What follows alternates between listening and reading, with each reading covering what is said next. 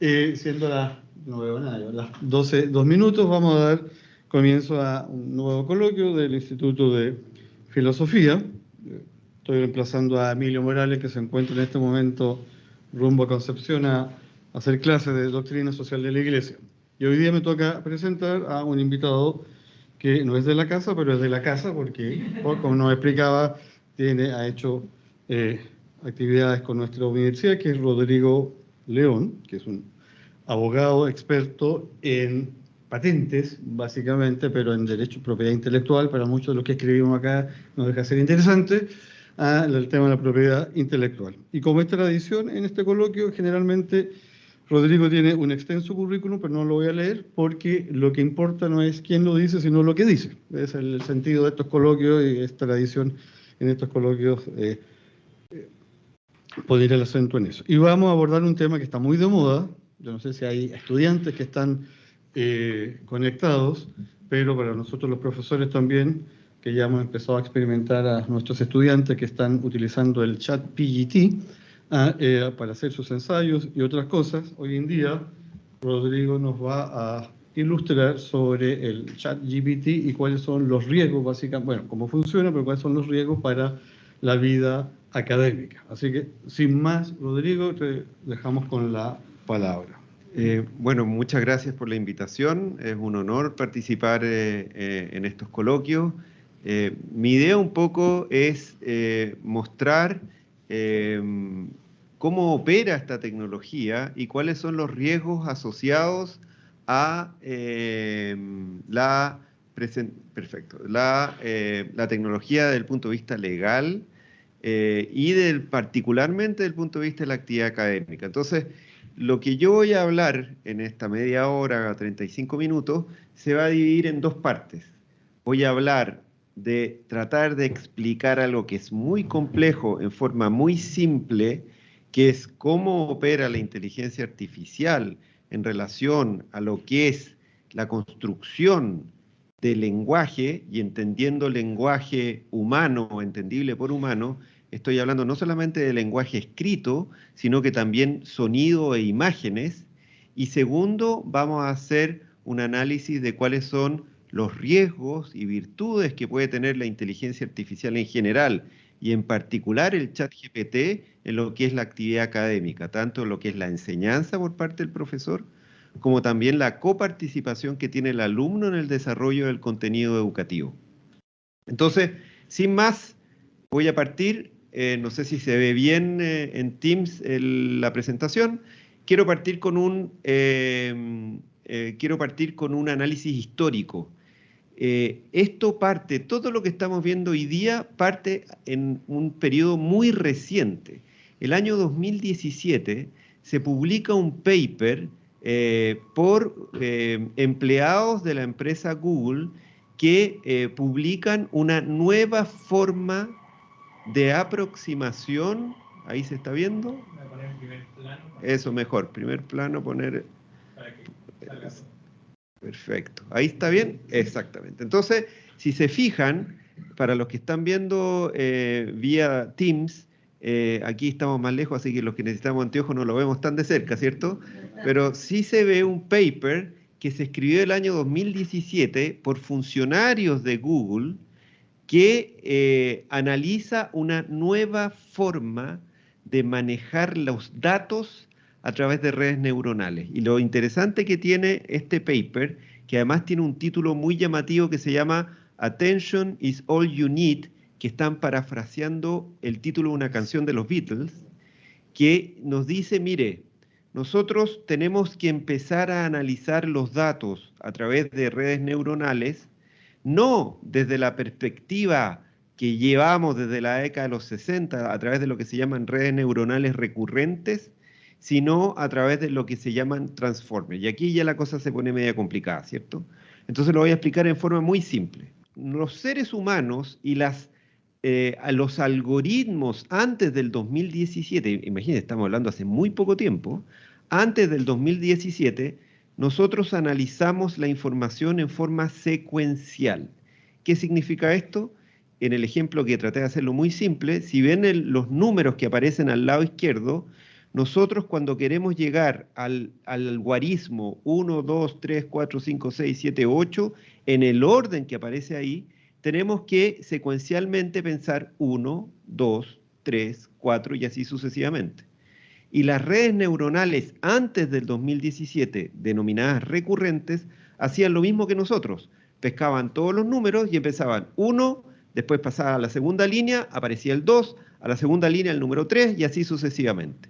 Entonces, si se fijan, esa forma de pensar, que es la forma natural que tenemos nosotros, es muy lenta y muy costosa desde el punto de vista de energía para llegar a ese guarismo. Entonces, hoy día, recién desde el 2017, se empieza a, y por eso el título del paper, la red neuronal lo que hace es analizar todo el texto completo e identifica elementos a los que hay que tomar atención. Que en el lado derecho, si se fijan, lo que hace el algoritmo es no secuencialmente llegar a toda la cifra, sino que toma elementos relevantes para estadísticamente llegar al algoritmo final. Que en el ejemplo traté de hacerlo súper simple. Hay 3 elementos relevantes, que es 2, 5, 8, y automáticamente el algoritmo identifica la serie completa. ¿Ya? He tratado de ser súper simple, esto es mucho más complicado, pero de alguna manera, si al lado izquierdo nos tomaba 5 horas llegar a ese número y además mucho más electricidad para el computador que lo está calculando, al lado derecho se hace en forma automática. ¿Por qué? Porque identifica los elementos a los cuales hay que tomar atención. Y ahora viene el siguiente paso. Esto es muy bonito en la práctica, pero ¿cómo hago que un algoritmo aprenda los números que vimos antes? Y aquí viene un segundo paper, que es del año siguiente, para que vean que esto es súper nuevo, que escriben empleados de la empresa OpenAI, Open Artificial Intelligence. ¿Y qué nos dice este paper? Este paper nos dice, mire, atendiendo a la red neuronal que usted desarrolló el 2017, vamos a establecer una forma de enseñarle a esa red neuronal a cómo fortalecer su capacidad de manejo del lenguaje. Y establecen este sistema o protocolo de Improving Language Understanding ¿cómo? A través de un Pre-Training Generative Language. Y por eso se llama GPT, porque es Generative Pre-Training. Entonces, cuando hablamos del chat GPT, el chat es una interfaz. El cerebro se llama GPT, ¿ya? La interfaz puede ser un chat. ¿Por qué es un chat? Porque es muy humano, es como un WhatsApp, pero podría el día de mañana va a ser la cara de una persona que va a estar hablándonos. O puede ser sonido, o puede ser colores, pero el chat es una interfaz y detrás está el cerebro operando con las redes neuronales, ¿ya? ¿Estamos claros hasta el minuto? 2017, nueva forma de atacar redes neuronales para manejar data, y después 2018, una nueva forma de enseñarle a la plataforma a cómo manejar la data. Y aquí vengo ya a poner en práctica esto. A mí me encanta la literatura griega. Soy loco, soy obsesivo. Por ejemplo, tengo 20 ediciones distintas de la Ilíada, me encanta Tucídides. En mi tiempo libre, ahora tengo los niños más grandes, así que los niños no me pescan, la señora menos, así que puedo dedicarme más a Grecia. Y voy a poner un ejemplo práctico con la primera frase de la Ilíada, ¿ya? O Musa canta la cólera del Pélida. ¿Qué está haciendo el computador ahora con esta nueva plataforma? Está estadísticamente y en forma muy rápida calculando cuál es la probabilidad de la palabra siguiente. Entonces dice Caperucita Roja, 1%. Frankenstein, que le gusta a la Carolina tanto, 3%. En cambio, Aquiles, 95%. Pero ¿qué está viendo el computador? El computador o el software o la plataforma no está viendo letras. Lo que está viendo son vértices matemáticos. Está viendo matemática. Está viendo números. De alguna manera, imaginen ustedes que cada letra, cada frase, cada palabra es como un root.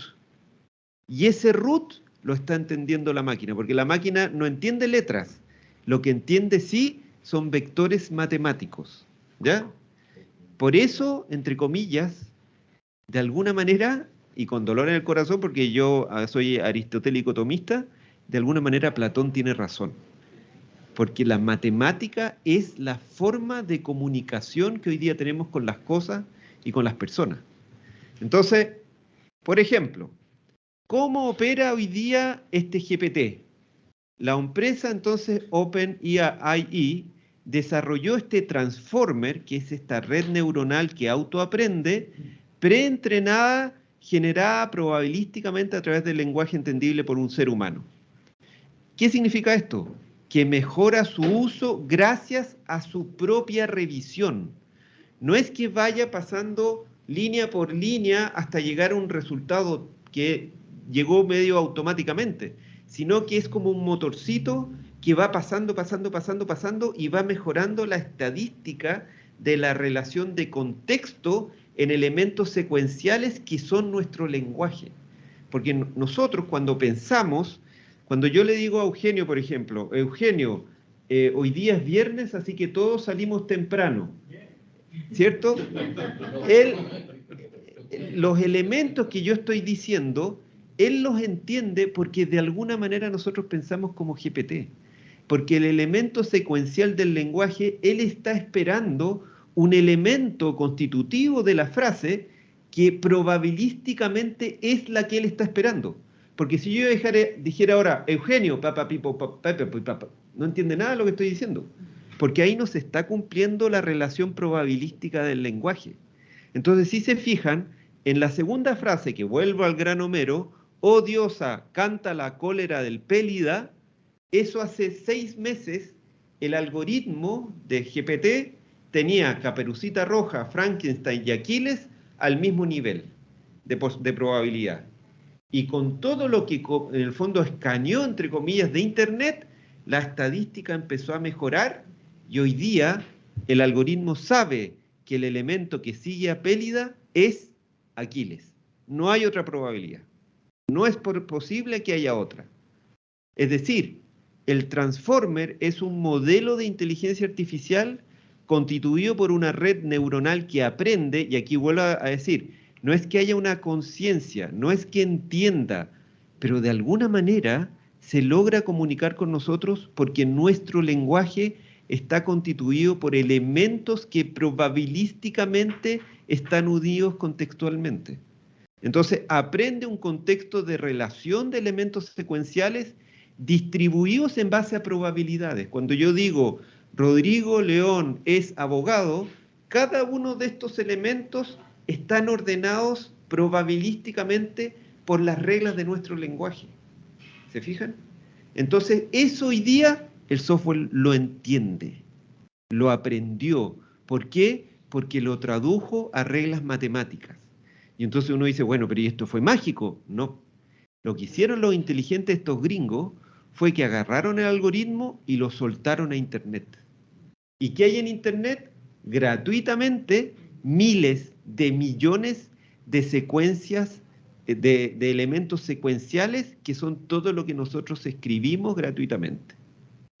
Entonces, hoy día tenemos, por ejemplo, y recuerden las fechas, 2017, el paper de Google, que no es de Google, sino de los seres humanos que eran empleados de Google. El 2018, el paper de OpenAI, que escribía la forma de entrenamiento del algoritmo. Y salió el 2019 la primera versión del GPT, GPT-2, que utilizó 1,5 billones de parámetros de entrenamiento. El GPT-3 salió el 2020, 175 billones de parámetros. Y este año salió el GPT-4, que no han dicho cuántos parámetros han usado. Entonces, esto parece muy bonito, porque uno dice, está bien, está el algoritmo, está la red neuronal, está el aprendizaje, está en el fondo el incremento el incremento estadístico del porcentaje de relación secuencial entre elementos de una frase. Pero esto, ¿cómo se hace? Y ahí entra la segunda patita, que es que se hizo todo, fue en el fondo como los astros se unieron, es que había una plataforma de hardware que podía entender esto. ¿Y cuál es la plataforma de hardware? Microsoft. Microsoft tiene una plataforma que se llama Azure, que son muchos computadores que están relacionados, pero además utilizaron cosa extrañísima que también se coordinó los astros, tarjetas gráficas. ¿Qué son las tarjetas gráficas? Yo no sé si ustedes han visto alguna vez un videojuego. Los videojuegos que uno juega, por ejemplo, mis hijos que pasan jugando, los videojuegos en que ve un personaje caminando y se va para un lado o para otro, eso lo maneja una tarjeta gráfica. ¿Y cómo la maneja? A través de vectores matemáticos. Entonces, cuando dice, por ejemplo, el mono o el auto tiene que ir para la derecha porque yo lo estoy controlando para la derecha, no es que haya un mono, sino que hay un conjunto de colores que se están moviendo en una unidad comprensible por el ojo y el cerebro humano, que se están moviendo para un lado. ¿Y quién está dando esa instrucción? Vectores matemáticos. Es exactamente lo mismo que está pasando con el lenguaje. Aquí la única diferencia es que estamos pasando de colores unidos en un contexto entendible por el ser humano a frases. Y eso lo hacen tarjetas gráficas. Entonces, sin las tarjetas gráficas, sin este hardware, no existiría ChatGPT. Imposible. Entonces se dio que todo se unió para que exista esto. Es decir, Internet, que es la materia bruta donde se entrenó el GPT, el transformer que se generó el 2018 y la enorme cantidad de tarjetas gráficas que se están usando para entrenar estos algoritmos, ¿ok? Que generó el GPT.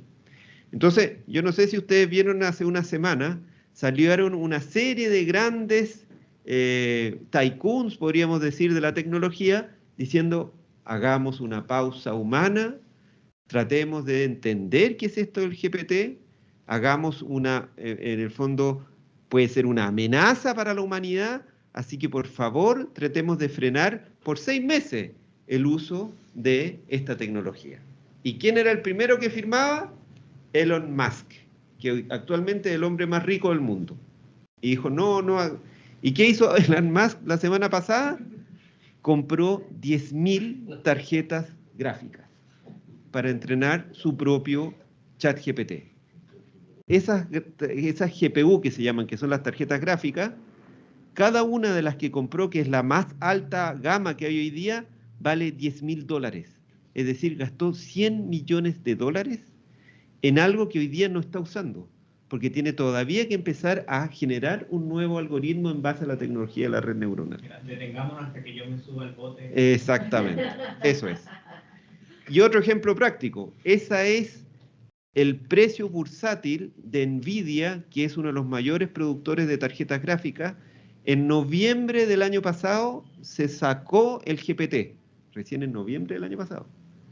Y vean el salto del precio de la acción de la productora de tarjetas gráficas Nvidia. Otro ejemplo práctico que aquí ya podría estar la universidad midiendo. El noviembre del 2022, estamos hablando de hace 6 meses solamente, la Universidad de Cardiff en Inglaterra, a través del Wi-Fi, que ustedes deben saber que el Wi-Fi aquí de la universidad uno puede ver todo lo que está pasando, ¿cierto? Por eso no hay que usar mucho el Wi-Fi, pero se ve todo, en el fondo es como la trazabilidad total de lo que se está consultando, lo que se está viendo, y vamos a ver que es un tema de privacidad también. El noviembre del 2022, la Universidad de Cardiff vio si es que se usaba la palabra ChatGPT, y el resultado fue 0. Hizo la misma medición en enero y salieron 150.000 usuarios usando GPT. Todavía no se ha medido lo que está usándose hoy día, pero claramente todos están usando esta aplicación. Entonces, humano versus GPT, vuelvo a nuestro querido Homero, odiosa canta la cólera del Pelea Aquiles, abajo está en griego clásico, ¿cierto? Menine, idecea, peleiadeo, aquileo, sulomenen, ge, miri, acayois, alge, eteque. Eso que está ahí, para los que no sabemos griego bien, el computador lo entiende porque reconoce a través de la red neuronal que yo les mencionaba elementos característicos, que uno como humano puede algo reconocer. Por ejemplo, la G que aparece ahí es un artículo. O son sustantivos, sea, peleiadeo, aquileos es un adjetivo, hace quien también, y el computador está haciendo exactamente eso, pero a un nivel que el cerebro humano no puede hacer. Es como que agarraran esa frase y la multiplicaran por 1.000.000, y el computador con la tarjeta gráfica reconoce inmediatamente los elementos característicos y probabilísticamente dice, esto es lo que debería decir el texto. ¿Ok? Y esto además lo podemos ir ajustando. Entonces, por ejemplo, yo puedo ir a ajustar esto. ¿Cuál es la respuesta? Aquiles, Achilles, Pelópida, y esto Google ya lo está usando de alguna manera, que es lo que se llama el ajuste del algoritmo. Aquí no sé por qué no avanza. Entonces el problema es de contexto. El GPT no es que piense, no es que aprenda como aprendemos nosotros, pero sí utiliza algo que está en la esencia nuestra. Si uno va a la mecánica cuántica, todos somos probabilidades. No existe lo total, lo objetivo, lo absoluto, sino que en la base está todo es probabilidades. Y lo que hace precisamente eso, este lenguaje, es manejar probabilidades de los elementos secuenciales del lenguaje humano. Y por eso hoy día el futuro, y es lo que deberían estar haciendo ustedes en la universidad, enseñar, es lo que se llama el prompting. El prompt es cómo yo tengo que hablarle a esta inteligencia artificial.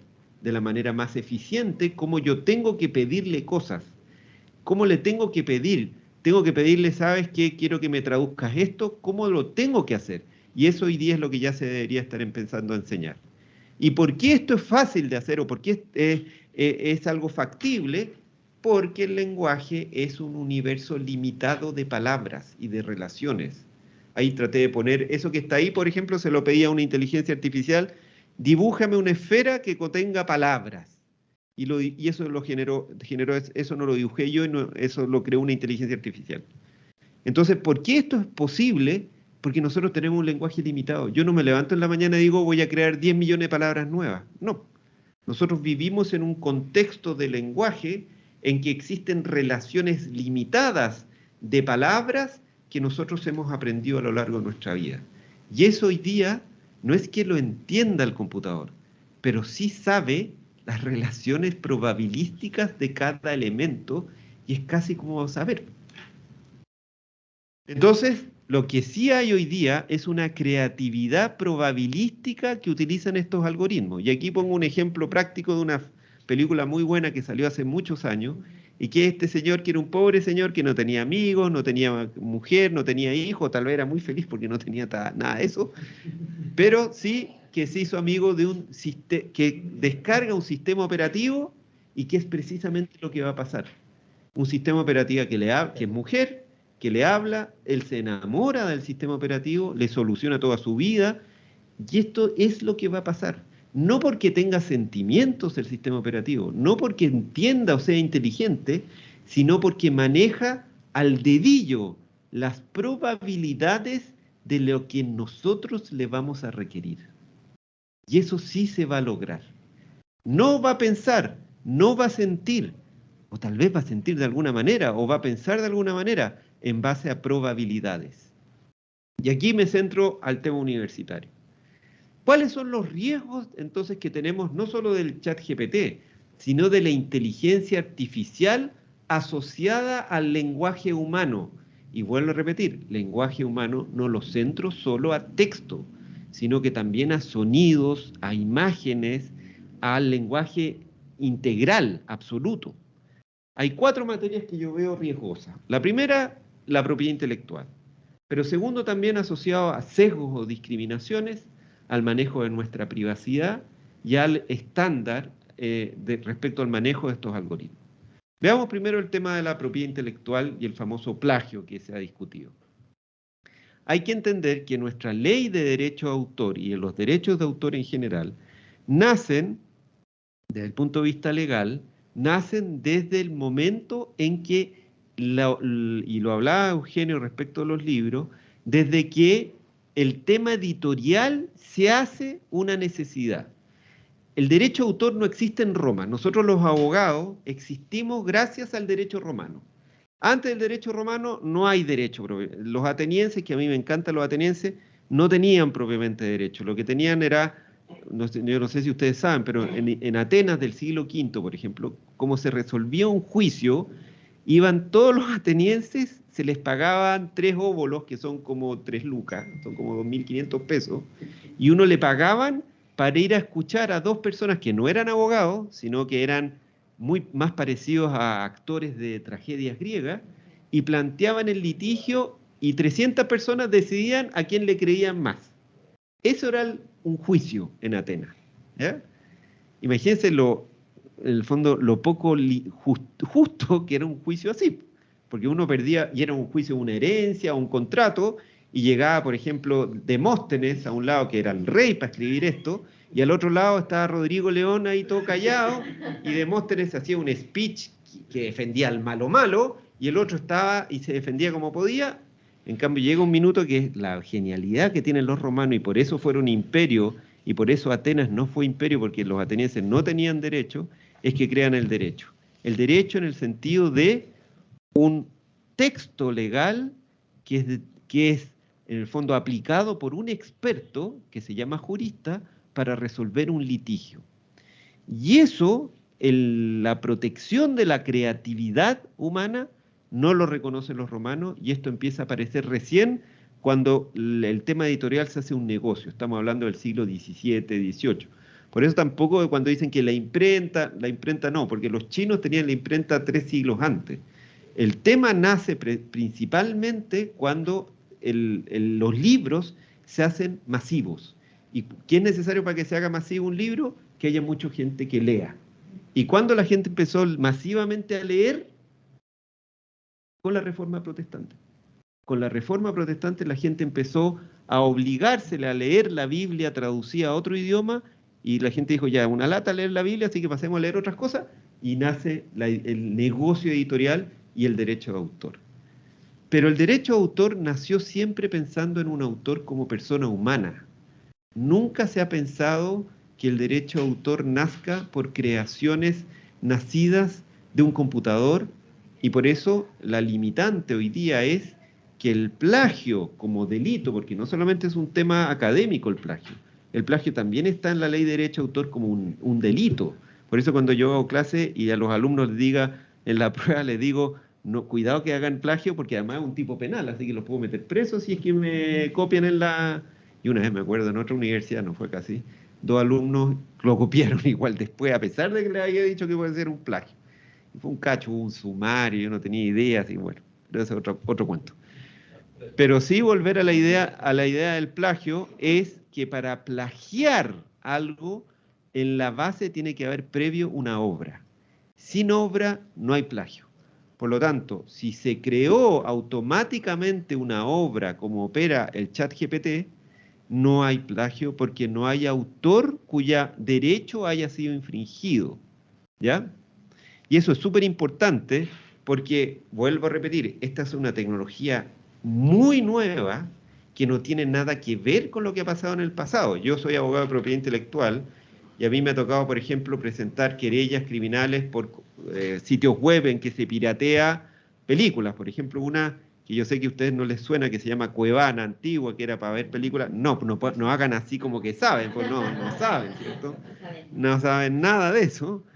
Ahí lo que hay es obras previas que se están dividiendo, sumando las distintas capas para generar la película. O, por ejemplo, si yo tomo una pintura o una foto y le corto una parte, estoy usando obras ajenas. Aquí es totalmente distinto, porque lo que está haciendo el software es usar probabilísticamente las reglas gramaticales para generar obras nuevas o pinturas nuevas, que es el caso este. Por ejemplo, aquí a mano izquierda es una pintura que se generó totalmente en forma automatizada. No pintó nada nadie. Y el señor que hizo esto trató de registrarla en la Oficina de Derecho de Autor de Estados Unidos el año pasado. ¿Qué hizo la Oficina de Estados Unidos de Copyright? Dijo, no señor, esto no se puede registrar. ¿Por qué? porque no hay creatividad humana. ¿Ya? Y el de al lado, un cómic. Trataron de hacer lo mismo hace unos meses. Una niña hizo un cómic totalmente con inteligencia artificial. Ella no pintó nada, ella no escribió nada, pero es un cómic que uno lee y uno dice, esto lo hizo un ser humano. Y la Oficina del Derecho de Autor se la dio al principio, pero esta niña salió en redes sociales burlándose de la Oficina de Copyright, diciendo que... Y ahí tuvieron los pobres del copyright sacar una nueva informe y decir, en realidad estábamos equivocados, esto no es una obra. Entonces el gran tema que hay hoy día es que legalmente el alumno que escribe un ensayo, que no escribe en realidad, un alumno que le pide al ChatGPT que le haga un ensayo sobre un tema y él no hace ningún aporte creativo en el sentido de editar el ensayo, en el sentido de escribir partes del ensayo, eso no es una obra, en eso no hay duda. Eso no es una obra intelectual y por lo tanto no tiene protección legal. Otra cosa muy distinta, sí, es si hay un problema ético. Y sí puede haber un problema ético académico en el sentido de apropiarse como propio algo que no ha sido hecho por el alumno. Y ahí sí hay otros antecedentes que hay, por ejemplo, de personas que han usado ideas de otros para escribir ensayos, que es muy común, por ejemplo, en el ámbito académico, en que llega alguien, escucha algo en un congreso, agarra eso y escribe un paper, ahí no hay un problema de derecho de autor, pero sí puede haber un problema ético desde el punto de vista académico, ¿ya? Entonces, repito, hay un problema de derecho de autor por usar ChatGPT, no se genera una obra, no se genera, por lo tanto, un problema de derecho de autor, sí puede haber un problema de ética académica, que eso sí se tiene que plantear en los reglamentos universitarios, en las políticas de generación del examen y del control al alumno, eso sí tiene que estar, y además, previamente dicho, porque yo no puedo, como esto no es un tema legal, sino que es un tema, entre comillas, contractual, yo estas reglas se las tengo que decir antes al alumno, no se las puedo decir después, porque el alumno va a decir después, no, pues si a mí nunca me lo dijeron, entonces tiene que ser antes, ¿ok? Sí.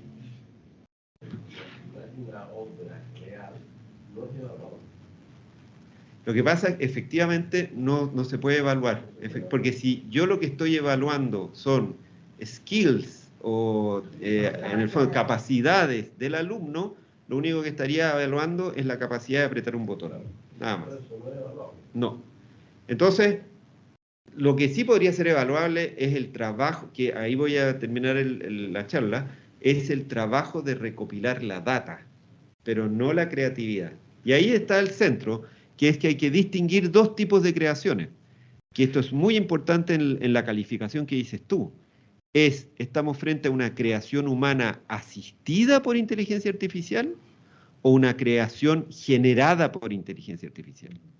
Si es una creación humana asistida, esa sí la puedo calificar. En cambio, una creación generada por inteligencia artificial, eso efectivamente no es humano y por lo tanto no es calificable. El segundo tema, y ya para ir terminando, es el sesgo. Como esto es un algoritmo y yo al requerirle información, por ejemplo, lo que estábamos viendo recién de la Ilíada, si yo le digo al ChatGPT, ¿me puedes decir cuál es el primer párrafo de la Ilíada? ¿Qué está pasando ahí? Me está generando el resultado, pero ¿qué está aprendiendo el ChatGPT de mí? Es el primer párrafo. ¿No? ¿Qué está aprendiendo de mí, como yo solicitante de la información? Que a mí me interesa Grecia. Entonces, ahí hay una primera cosa que está entendiendo el software, que a mí me interesa Grecia. Entonces, ¿qué me va a vender? Viajes a Grecia, bolsitas de banderitas de Grecia, me va a empezar a vender por el lado cosas. Pero además, ¿qué va a entender? Que yo sé algo de griego, pero además si me pide dónde vivo, entonces empieza a generar toda esta información. Entonces, para él va a ser distinto en qué domicilio tengo yo, en esta comuna o en esta otra, y va a generar lo que se llama un sesgo. ¿Cuál es mi nombre? ¿Cuál es mi apellido? ¿Cuál es mi edad? ¿Cuál es mi sexo? ¿Cuál es mi religión? Entonces, el problema que se genera acá es que el algoritmo puede discriminarme y me va a autoasignar cursos, por ejemplo, no, a este señor no le gusta la astronomía, le gusta la Grecia clásica solamente, y me discrimina. Y nosotros en Chile, cosa que nunca se ha usado así para estos temas, tenemos una acción que se llama acción antidiscriminación, que se usaba más bien para otro tipo de cosas, pero aquí a mi juicio sí podría utilizar, y no se ha usado nunca en Chile, que es para la discriminación algorítmica. Y por último, el tema de los datos personales, que es un poco lo que les planteaba con el requerimiento que yo hago del uso del ChatGPT. ¿Por qué el ChatGPT está hoy día un boom y está todo usándose? Porque está esta tecnología, resumiendo, está esta tecnología GPT que utiliza la red neuronal generada en el 2017 a través de este proceso de aprendizaje del 2018, ¿cierto? Generado con todas estas tarjetas gráficas que veíamos, ¿cierto? Que está comprando Elon Musk como loco y que hoy día todos están pidiendo, no para hacer videojuegos de nuestro hijo de la PlayStation, sino para entrenar inteligencias artificiales, ¿cierto? Esto ha sido secuencial, si un año, otro año, otro año, otro año, ¿qué va a pasar el próximo año? No sé. Pero todo esto, ¿qué genera?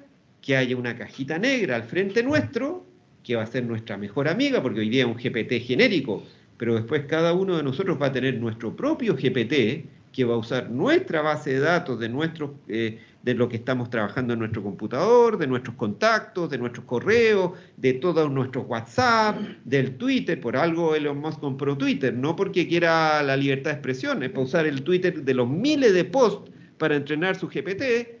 Toda esa información, ¿nosotros qué estamos haciendo hoy día? Estamos regalando nuestra privacidad. ¿Por qué? Porque al nosotros requerirle información, le estamos dando nuestro yo. Le estamos diciendo, a mí me gusta Grecia, a mí me gusta Homero. Yo estoy en este minuto estudiando Grecia, yo estoy en este minuto estudiando y tengo esta edad, y tengo este nombre, y tengo este currículum, y vamos sumando, sumando, sumando, sumando. Pero además añádale lo siguiente. ¿Qué pasa si en lugar de preguntarle eso, le pregunto, me siento triste? O tengo esta enfermedad. ¿Me puedes decir cómo se trata esta enfermedad? Y vamos sumando más y más y más y más. Le voy a poner una pregunta aquí al chat y a ustedes. A juicio de ustedes, ¿cuál es la cosa que tiene el precio más alto en el mundo? Una cosa, no un género, no el agua, no el aire, sino una cosa con nombre y apellido. ¿Qué es lo más caro que hay en el mundo?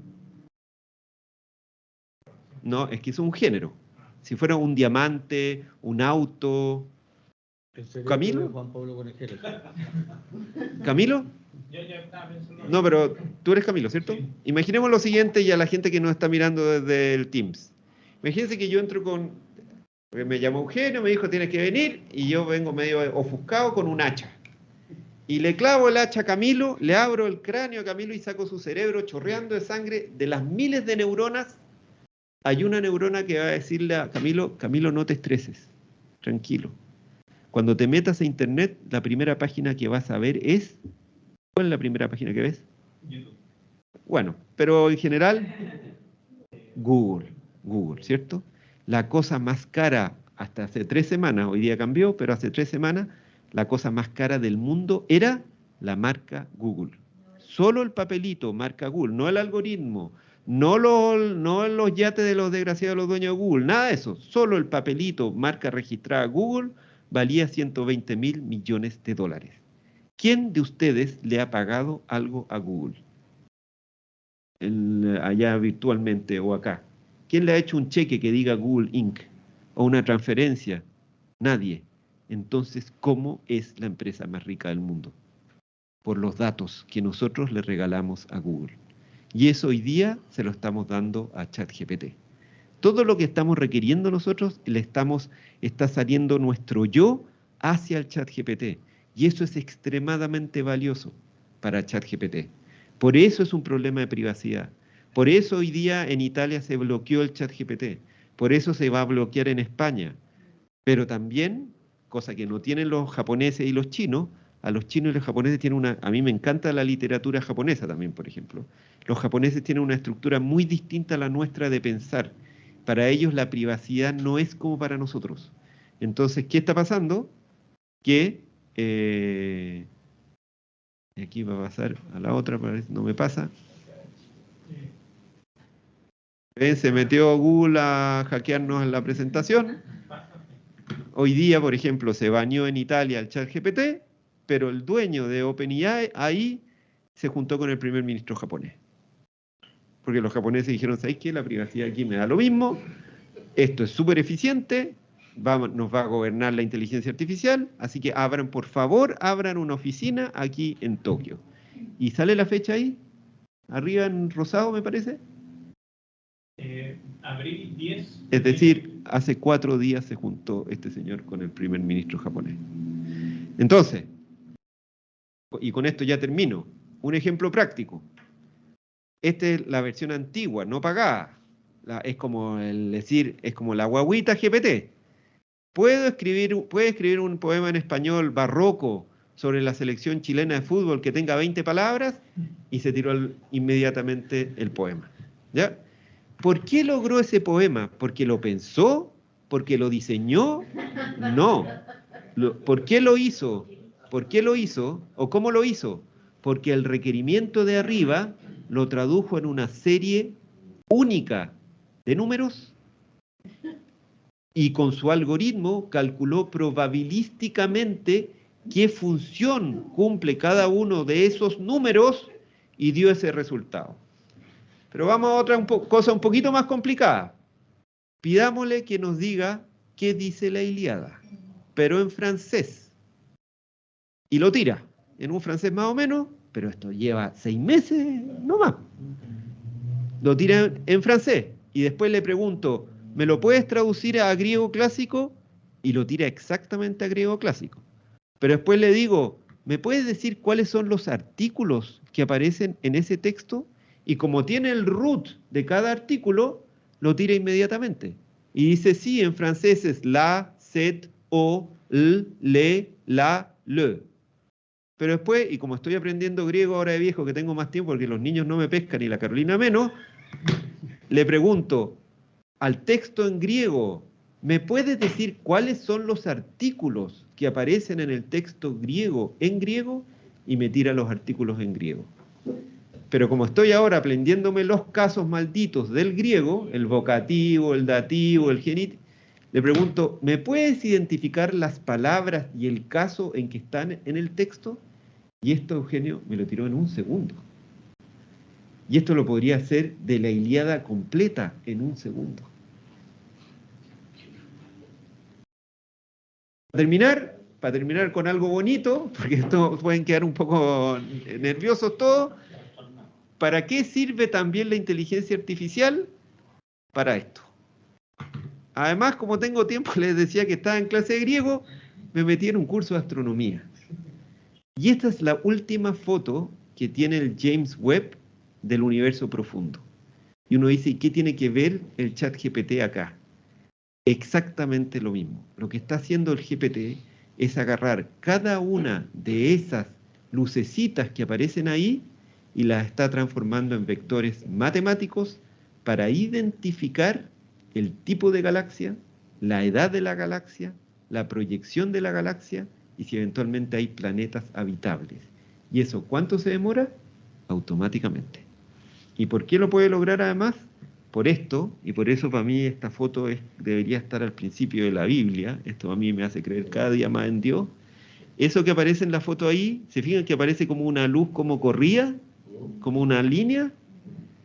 Eso no es que tenga un problema el foco del telescopio, sino que eso es la luz pasando alrededor de una galaxia y por la fuerza gravitatoria de la galaxia está chupando la luz.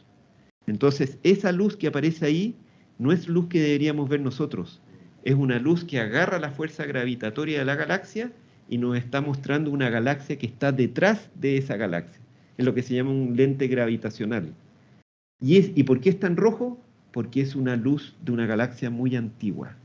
Hoy día nosotros estamos acercándonos, que no vamos a llegar, pero nos estamos acercando y nos vamos a acercar con inteligencia artificial al momento en que Dios creó el universo. Eso.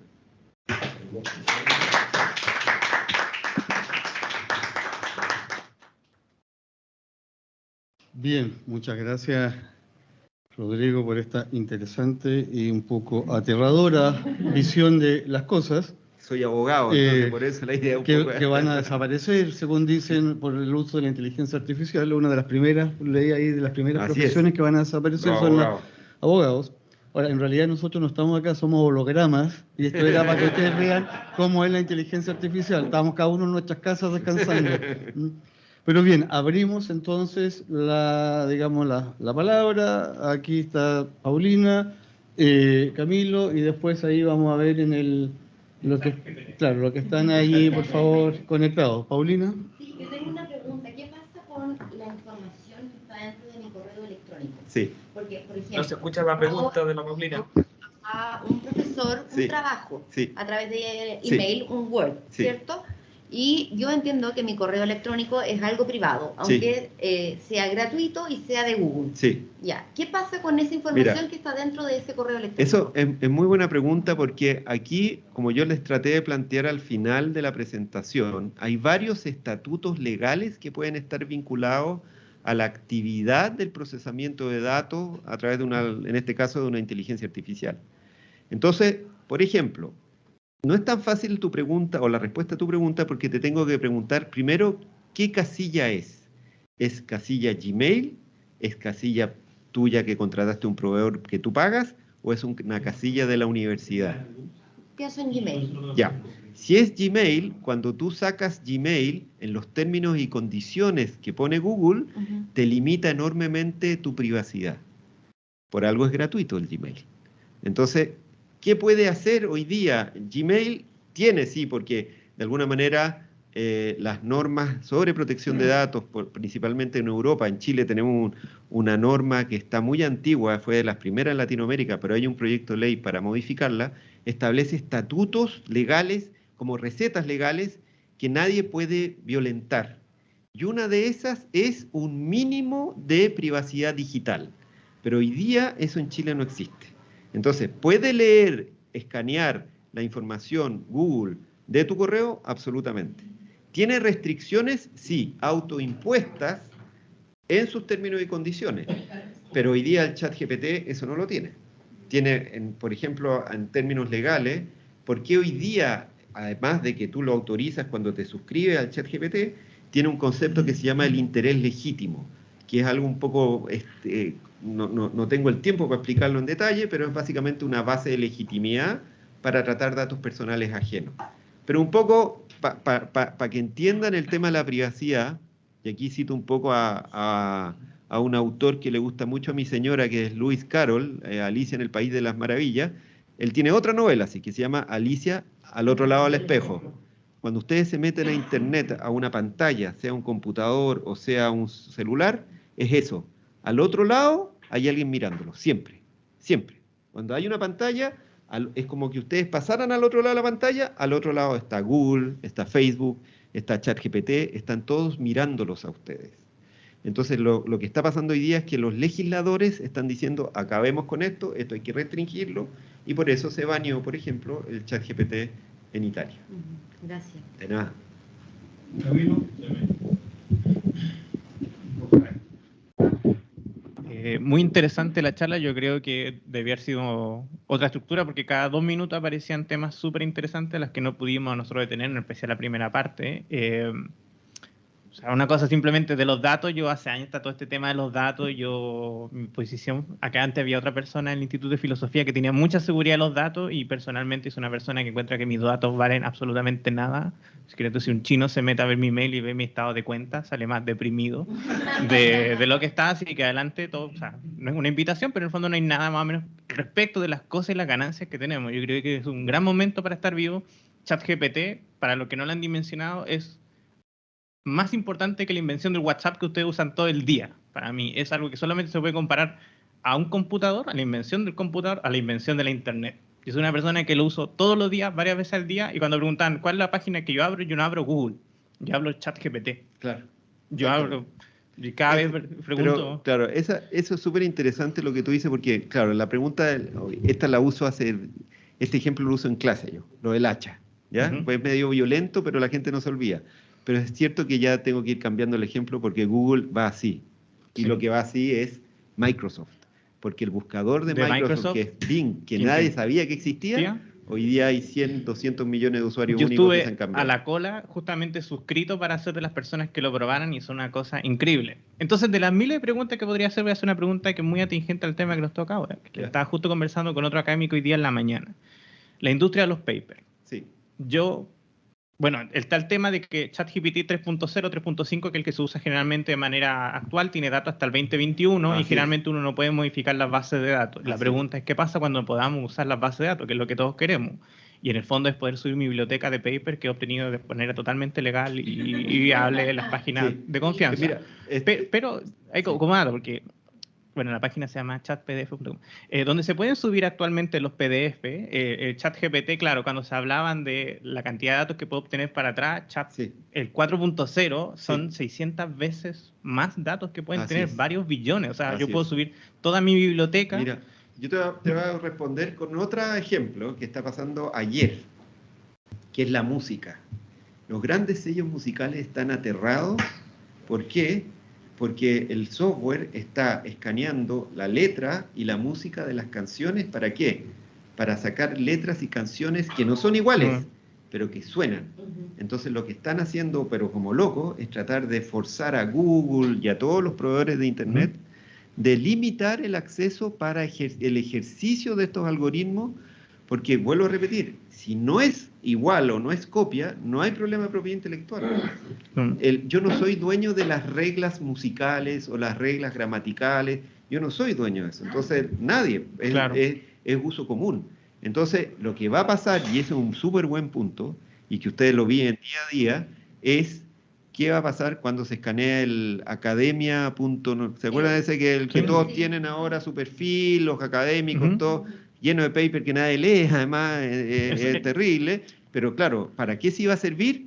Para ejercitar y entrenar algoritmos de Exactamente. Yo tengo un pronóstico que el próximo año y durante los próximos 5 años la cantidad de papers que lleguen a las revistas académicas va a ser extremadamente brutal. Yo escribo guiones para video y cosas así, me demora a veces varios días, una semana, dependiendo de todo eso. El otro día hice el ejercicio de escribirlo con ChatGPT. Si me demoré 40 minutos, fue mucho. Claro. En hacer el trabajo de una semana. Ayer hace 2 días salió un reporte del Banco Mundial que decía que se hizo un test con especialistas, profesionales de una determinada actividad, que usaban y no usaban ChatGPT. Y hicieron 2 métricas: velocidad de generación de documentos y calidad de documentos. La velocidad de generación de documentos fue 100% más rápido. Sí. Y la calidad del documento final fue 50% mejor. Totalmente. Yo lo que hice en 40 minutos, al leerlo dije, solamente hubiera podido echar algo así o mejor con 2 o 3 semanas de trabajo. Imagínate. Y después le pedí bibliografía. Mi punto es que lo próximo que vamos a hacer todos es subir documentos y empezar a sacar y generar... Sí, ahí el gran problema... No generaliza. Ahí el... No generaliza. No meta todo en el mismo saco. Yo lo que sí creo que ahí estoy de acuerdo con Eugenio, es que esos millones de papers no se van a publicar. Claro. Sino que ahí y ahí viene el tema de qué es lo que tienen que enseñar ustedes. Ahí hoy día, lo que yo veo, y yo veo porque tengo hijos chicos que van a estudiar, porque tú te reías de los abogados y yo estoy de acuerdo contigo. Yo creo que mi profesión, como todas las profesiones que manejan información y lenguaje, tienen mucho que pensar sobre esto, es la función del editor. Porque hoy día el ChatGPT no nos dice verdades, nos dice probabilidades. Entonces el editor de eso va a ser muy valioso porque va a tener que buscar la verdad. Y además, de alguna manera además, olvídense de, esto no es solo texto, estamos hablando de matemáticas al lenguaje humano. Entonces, esto y esto doy un ejemplo práctico. El semáforo hoy día es un elemento tonto, porque nos dice rojo, verde, azul. Con esto nos va a hablar el semáforo. Nos va a decir, no pases todavía porque está lloviendo o viene un auto a 3 kilómetros. En el fondo esto se va a aplicar a la vida diaria y nos va a cambiar enormemente la vida. Eso. A ver, Alonso. Alonso dice, ¿no? Sí. Sí, hola, ¿se escucha? Juan Carlos. ¿Aló? ¿Se escucha o no?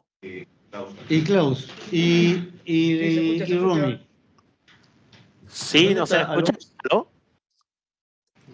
escuchamos. Perdón, quizás yo no tengo... Estoy con micrófono, pero ¿se escucha o no? Ahora sí. Así, bueno, todo la charla, a mí me la mandó un amigo por WhatsApp, súper buena. Yo les quería preguntar respecto a lo académico, cómo las universidades, si en algún momento me corto, me dicen nomás, mi duda es cómo creen que las universidades deberían ir adaptándose a la revisión del trabajo, que los mismos alumnos pueden empezar a utilizar ChatGPT. Hoy en día el ChatGPT 3, por ejemplo, es solo procesa texto, por así decirlo, pues, pero el ChatGPT 4 ya no le puede enviar archivos, se habla de que puede tener, ya no solo te puede generar código, sino que parece que va a tener intérprete y va a poder compilar Python, por ejemplo, Ya lo además está de que haciendo. también... Y además de que las herramientas de plugin que se le pueden dar, o sea, ustedes si quieren ver al chat equivocándose, al chat GPT-3 por lo menos, ustedes le pueden pedir un cálculo de una calculadora difícil y se va a equivocar, pero lo interesante del chat es que ya no fue programado para hacer calculadora, pero después va a tener acceso a aplicaciones como calculadora, banca en línea, ver Yo, acciones. sí. Entonces mi duda es, ¿cómo las distintas universidades se pueden ir poniendo en paralelo para poder, si al final es una herramienta que se va a utilizar, lo quieran o no, por así decirlo? Ahí yo, antes de tal vez, porque yo tengo ChatGPT 4, yo lo estoy usando, por ejemplo, para darte el ejemplo que tú mencionabas. Entonces, eso también es importante, tal vez no ha sido tan claro, pero recordar que estamos hablando de algoritmos que manejan vectores matemáticos que se traducen en cualquier forma de vehículo transportador de comunicación humana. Por lo tanto, no es solo texto. Entonces, yo hoy día, a través de texto, le puedo, y que hay una palabra griega para eso que siempre se me olvida, écrasis, que es cuando yo describo con palabras una figura.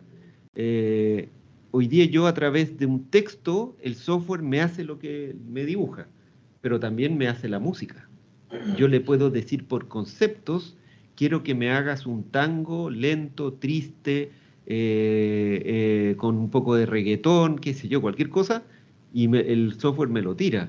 Entonces, yo como profesor, yo soy profesor de Derecho, este año cumplo 20 años de hacer clase.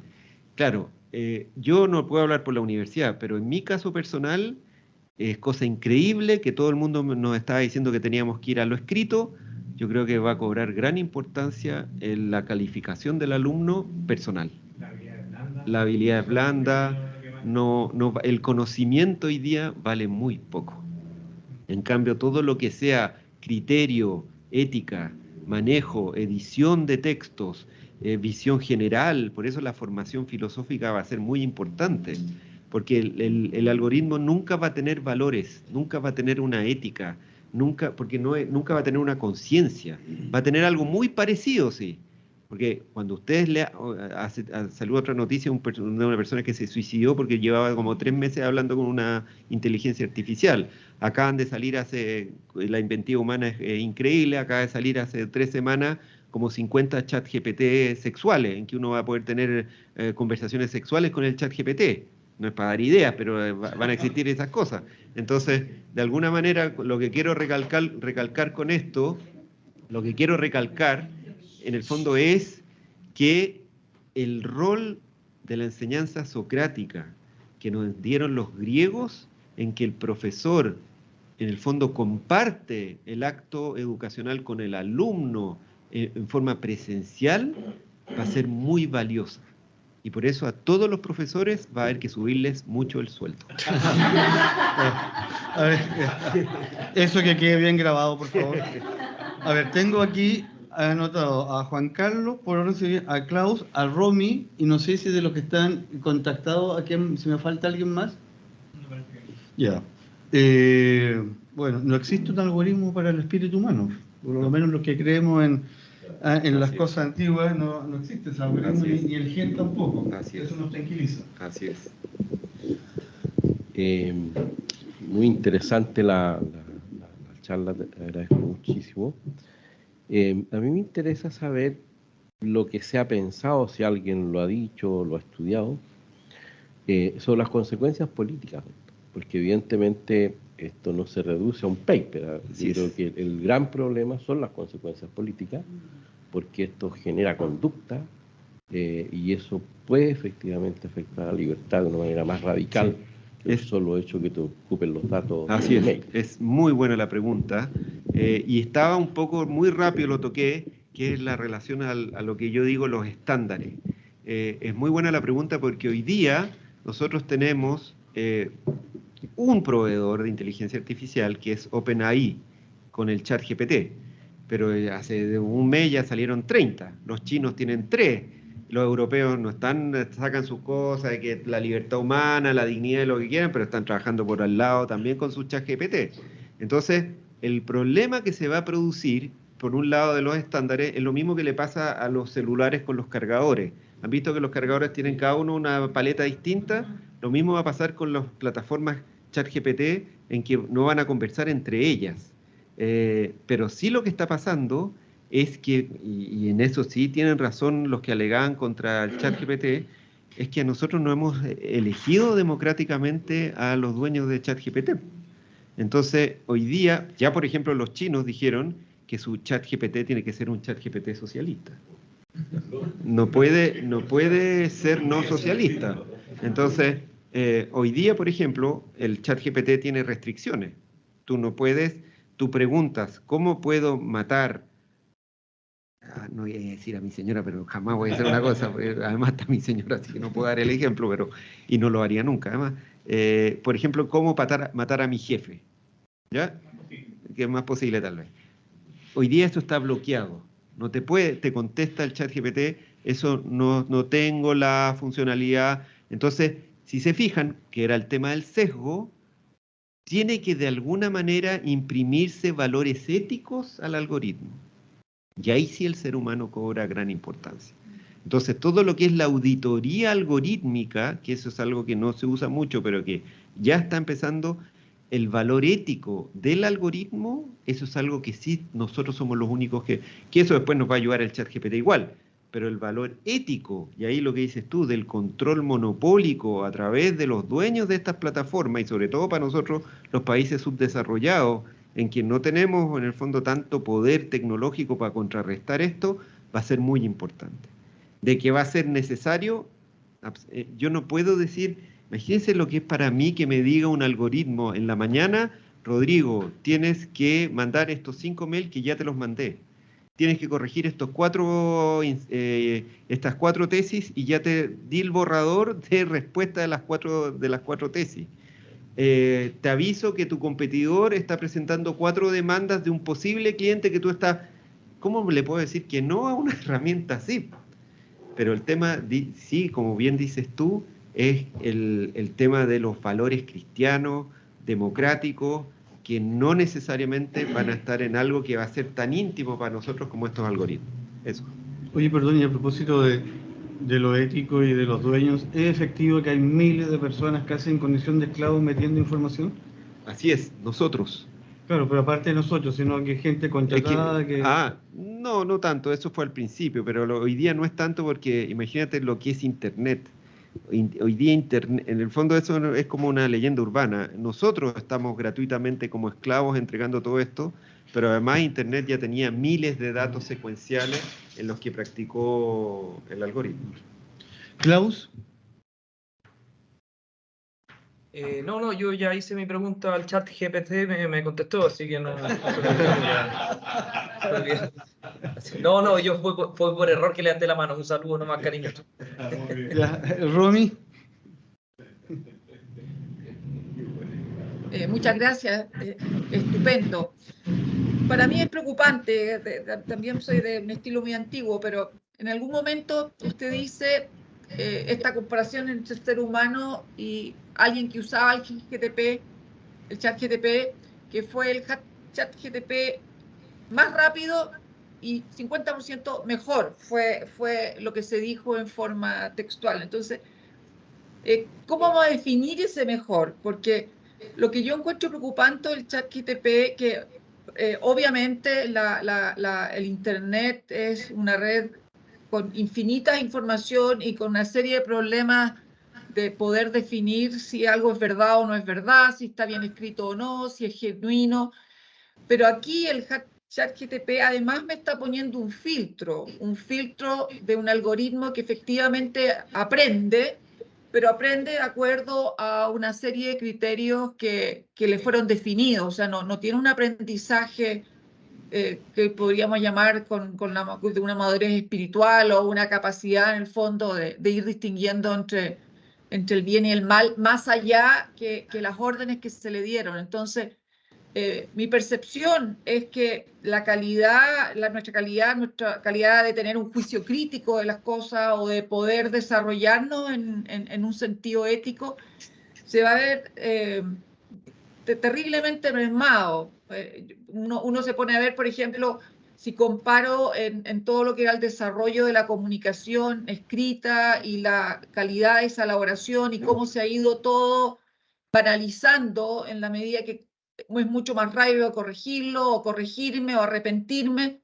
Yo me dedico a la investigación científica y para mí es impresionante cómo ha aumentado la cantidad de retracto de trabajos en comparación con lo que ocurría hace 30 años. Era muchísimo más fácil encontrar investigadores que están retractando sus trabajos y en revistas de enorme prestigio. Entonces, yo siento que este tipo de herramientas, si bien tiene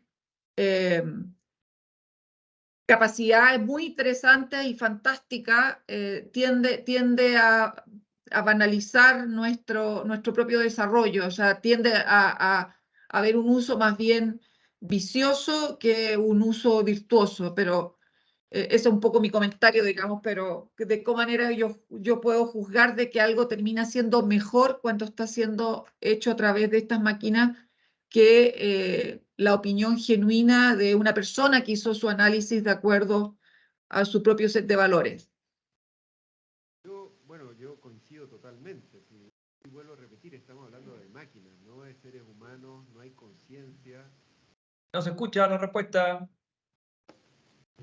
¿Ahí sí? ¿Ahí se escucha? Ahí sí. Ahí sí. Sí, yo coincido totalmente con lo que dices tú. Repito, esto es una máquina que no tiene conciencia, no tiene valores, sino que usa el lenguaje en forma probabilística. Lo que hace es, a través de la matemática, utilizar estadísticas de cómo están distribuidas las palabras en el lenguaje en base a miles de millones de páginas web que fueron escaneadas para testear este algoritmo. Pero no tiene valores, no tiene virtudes éticas, puede efectivamente controlarse de alguna manera, pero esto va a seguir creciendo, va a ir refinándose más y más y más el algoritmo, pero es en base a lo que hoy día es la sociedad actual. Porque, y te voy a poner un ejemplo práctico. Yo ahora estoy terminando cosas raras, como les decía, como tengo un poquito más de tiempo, me puse a estudiar un diploma, cosas muy raras, así que no me hagan bullying lo que voy a contar, pero estoy terminando un diploma en estudios bizantinos. A mí me gusta mucho Bizancio.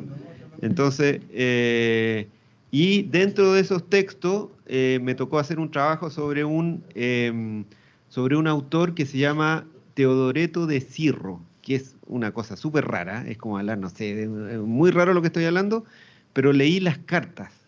Y uno lee las cartas de una persona que está partiendo el cristianismo, consolando a una mujer cuyo marido había fallecido. Y es una carta hermosísima. Pero eso no lo ha leído el GPT. Lo que ha leído el GPT es la banalidad que dices tú del 99,99% de lo que es Internet. ¿Cómo podemos luchar contra eso? El ser humano siempre sale adelante, pero hoy día, vuelvo a repetir, no piensen que esto es solo texto, esto es imágenes, esto es sonido, esto va a ser las cosas que nos van a hablar a nosotros. Esto no es, el ChatGPT no va a ganar un premio Nobel, pero sí nos va a administrar nuestra vida diaria en un 80%. Eso. Sí.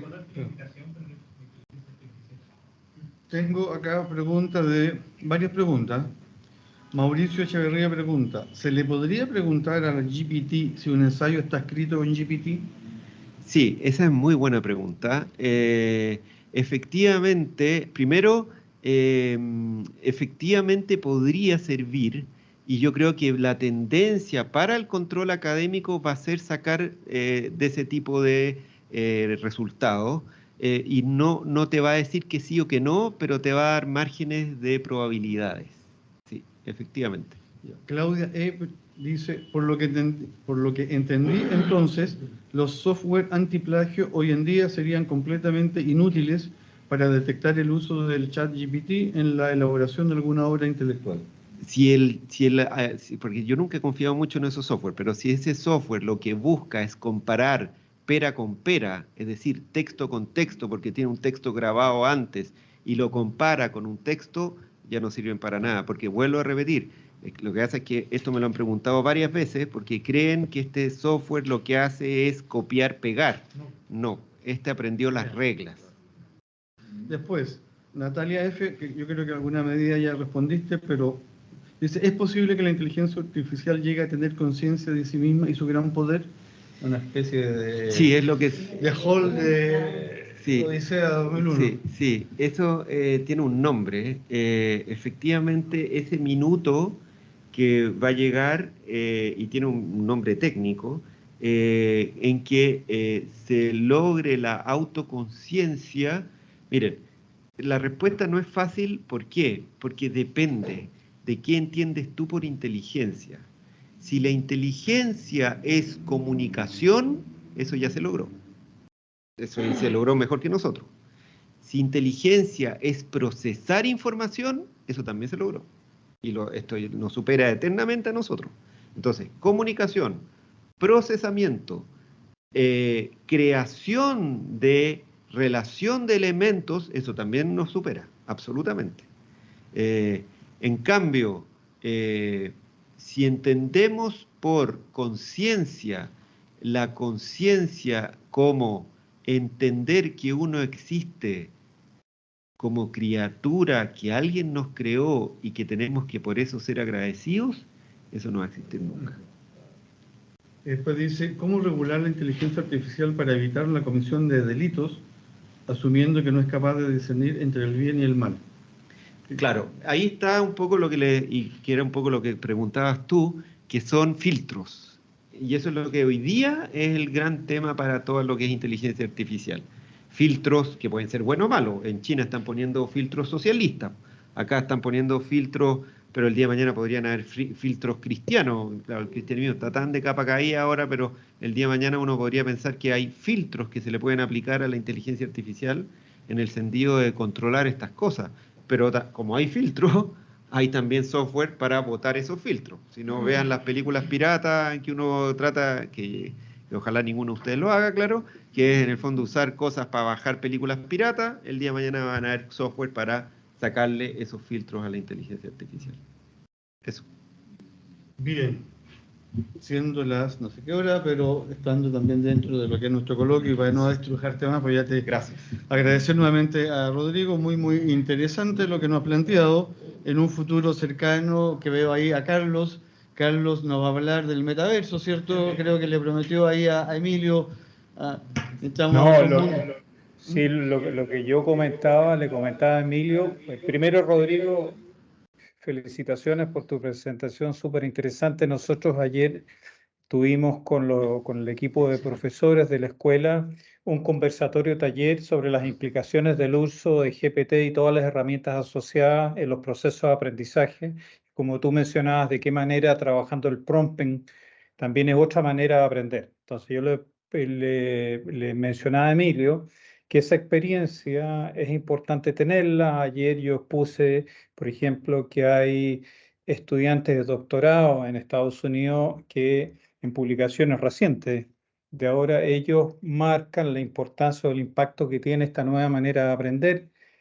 Y hay un concepto también que es relevante, que es inteligencia aumentada, que se refiere a cómo nuestras capacidades cognitivas o motrices, pero fundamentalmente las cognitivas, son potenciadas con estas nuevas herramientas. Y como mencionaba Rodrigo, hay una infinidad de plataformas con una gran cantidad de chat GPT que están.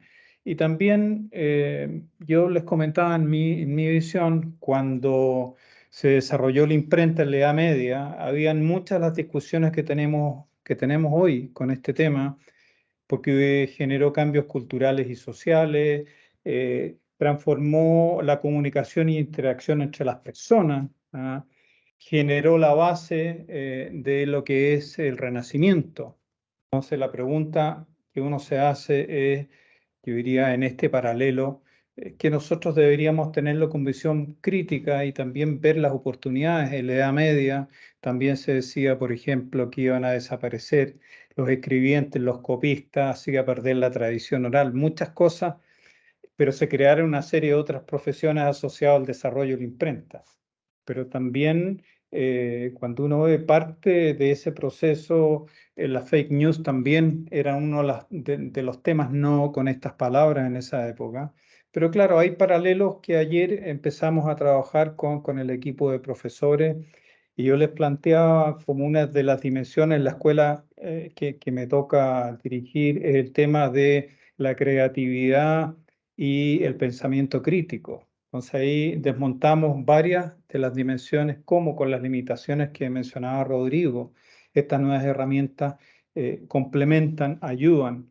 Y ahí hay varias experiencias de estudiantes gringos o del mundo anglosajón, para ampliarlo un poco, donde muestran los beneficios de esta nueva manera de interactuar, porque el pensar cómo extraer información también es una manera muy distinta de, yo diría, potenciar y generar interés de los alumnos. Eso nomás quería comentar, por ejemplo, lo que mencionaba Rodrigo de creación humana asistida, un poco lo que yo mencionaba con el tema de lo que se caracteriza como inteligencia aumentada. Yo creo que nosotros como universidad y las universidades en general tenemos que tener una visión crítica respecto de las fronteras y los nuevos límites que estas nuevas tecnologías generan, pero también yo diría poder, yo diría con bastante libertad hacer el análisis de cuáles son los beneficios que tienen para las actuales y las futuras generaciones. Ayer especulábamos cuál va a ser el GPT-5, ¿ah? Que lo quieren pausar, como mencionaba Rodrigo, el GPT-4 tiene información hasta septiembre del 2021. Y claro, uno dice, van a desarrollar nuevas capacidades analíticas y creativas, eso viene el próximo año. Entonces, como nosotros sabemos que todo eso está en proceso, como somos una universidad y tenemos que tener un punto de vista, creo que estas charlas, estas presentaciones son tremendamente relevantes y me tocó leer y con eso termino. Decían que este año iba a ser el año del despliegue de la inteligencia artificial, donde no es para especialistas, y también otros expertos decían que este es el año de la disrupción. Y parece que sin darse cuenta, estas dos visiones o predicciones se alinearon con el ChatGPT y todas las tecnologías similares o equivalentes que se están desarrollando. Eso. Agradecer la invitación y también la extraordinaria e interesante presentación de Rodrigo. Gracias, Carlos. Así que ahí tenemos un tema pendiente. Bueno, y nuevamente muchas gracias, Rodrigo. Ahora, lo tranquilizador pareciera ser que no hay inteligencia artificial, sino hay una inteligencia natural primero. Todavía mientras yo siempre soy partidario de potenciar la inteligencia natural, a lo mejor no necesitaríamos tanta inteligencia artificial. Pero bueno, muchas gracias nuevamente, realmente espectacular. Así que nos vemos el próximo viernes en esta misma sala, en este mismo punto del dial, como se decía antiguamente, lo que escuchábamos radio. Eso. Chao, muchas gracias, nos vemos.